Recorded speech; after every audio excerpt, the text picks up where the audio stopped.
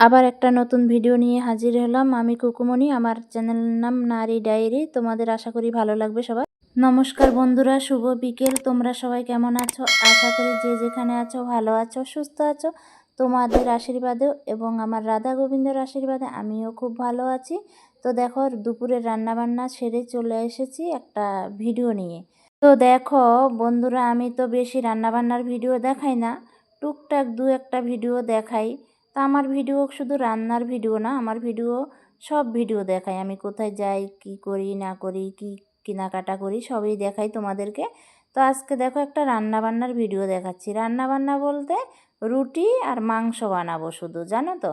তো শীতকালে জানো তোমরা সবাই, যারা যারা মাছ মাংস খাও তারা সবাই জানো যে শীতকালে রুটি মাংস খুব খুব ভালো লাগে এই শীতে। তো আমাদের বাড়িতে কিন্তু আজকে প্রথম না, যেহেতু শীত এসে গেছে, আমার ছেলে বা আমরা সবাই রুটি মাংস খেতে না খুব ভালোবাসি। এই জন্য দেখো দুপুরে রান্নাবান্না করে কিন্তু এখন রুটি মাংস বানাতে বসে গেছি। তো দেখো মাংসটা রেডি করে রেখে দিয়েছি, এখনও মাংসটা রান্না করিনি। এদিকে আমি রুটিগুলো বেলে নিই, রুটিগুলো বেলে তারপরে মাংসটাও রান্না করব। তো রুটিগুলো আটা টাটা ছাকলাম টাকলাম, এসব আর ভিডিও মাখলাম, এসব আর তোমাদেরকে ভিডিও দেখালাম না। তো চলে এলাম রুটি বানাতে। তো দেখো রুটি কিন্তু আমি ভালো করে গোল গোল করে পারি না, তো বন্ধুরা তোমরা কিছু মনে করো না, যেটুকু পারি খাওয়ার যোগ্য করতে পারি। তো দেখো রুটিগুলো বানিয়ে নিচ্ছি।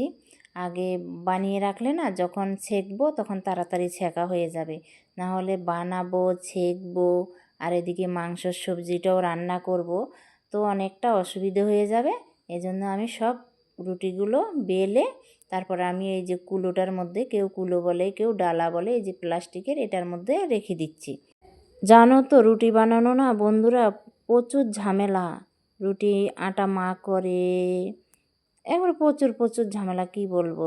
যারা রুটি বানায় আমার দিদি ভাইরা বান্ধবীরা তারাই জানে যে কত কষ্ট। আর ভাত রান্না করলে তো চালটা ধুয়ে ভাতটা হাঁড়িতে বসাই দিলাম, তো তাড়াতাড়ি হয়ে যায় জানো। আর দেখো রুটিগুলো আমার বেলা হয়ে গেছে, তো গোল গোল অত হয়নি, যেটুকু হয়েছে তো উপরওয়ালার আশীর্বাদে খাওয়ার যোগ্য করেছি আর কি। যতটুকু পেরেছি অতটুকুই সুন্দর করার চেষ্টা করেছি। আর আটাটা মাখার সময় না জলটা একটু বেশি পড়ে গেছে, তাই কিন্তু একটু নরম নরম হয়েছে। তো এমনি কিন্তু মাখার সময় রিফাইন তেল চিনি টিনি দিয়ে মেখেছি, এজন্য আরও এই জন্যই মনে হয় একটু নরম হয়ে গেছে। তো সব রুটিগুলো কিন্তু এখানটায় রাখিনি, আরও আছে সাইডে, আরও রেখে দিয়েছি। সবগুলো যদি একবারে ভারী করে রাখি না তাহলে একটার গায়ে একটা লেগে যাবে, তো খারাপ হয়ে যাবে আর কি, দেখতে সুন্দর হবে না। তাই একটু ফাঁকা ফাঁকাই রাখছি আর কি। তো দেখো এরই মধ্যে রুটিটা ছেঁকা টেকা হয়ে গেছে। তো রুটিটা ছেঁকার ভিডিওটা আর করতে পারলাম না, কারণ আমি এদিকে ওদিকে দৌড়াদৌড়ি করতেছি। যেহেতু সন্ধ্যাবেলায়, আমার সন্ধ্যাবেলায় কিন্তু বাইরেও প্রচুর কাজ থাকে।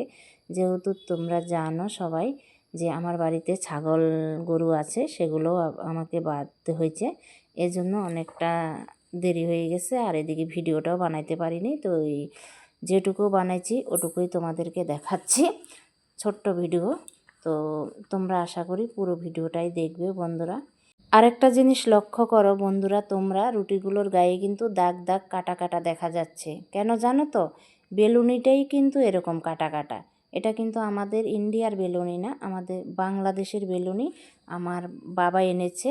তো ওই বেলুনিটা দিয়ে বেলছি, এগুলো দিয়ে বেললে না রুটিটা তাড়াতাড়ি বেলা হয়, আর ডিজাইন যে দাগ দাগ হয় সেটাও আমার কাছে কিন্তু খুব খুব সুন্দর লাগে। তো এটা তো কি বলবো, এটা বাংলাদেশেরই বেলুনি, তাই এত সুন্দর দেখা যাচ্ছে। আর এইদিকে দেখো কথা বলতে বলতে না অনেকক্ষণে রুটি মাংস তো হয়েই গেছে। দেখো মাংস সবজিটা কালারটা কি সুন্দর এসেছে, আর ধোঁয়া উঠতেছে এই গরম গরম রুটি মাংস। আমি কিন্তু বেড়েই নিয়েছি থালার মধ্যে ছেলের জন্য, কারণ ছেলে এখন খাবে। যেহেতু সন্ধ্যা অনেকটাই হয়ে গেছে এই রুটি মাংস বানাতে বানাতে। বলছি না পুরো ভিডিওটা তো আর দেখানো যায় না, যেহেতু এখানে 2 ঘন্টা 1.5 ঘন্টা সময় আমার লেগে গেছে, তো 2-1.5 ঘন্টা তো আর ভিডিওটা বানাতে পারবো না, তাই না? ভিডিওটাকে কেটে কেটে ছোট ছোট করে তোমাদের সামনে তুলে ধরলাম। তো আশা করি তোমাদের ভিডিওটা ভালো লাগবে। তো বন্ধুরা, ভালো লাগলে লাইক করো, কমেন্ট করো, শেয়ার করো। আর তোমরা ভালো থেকো, সুস্থ থেকো। আজকের মতো ভিডিওটা এখানে শেষ করব। ততক্ষণ নমস্কার, শুভরাত্রি।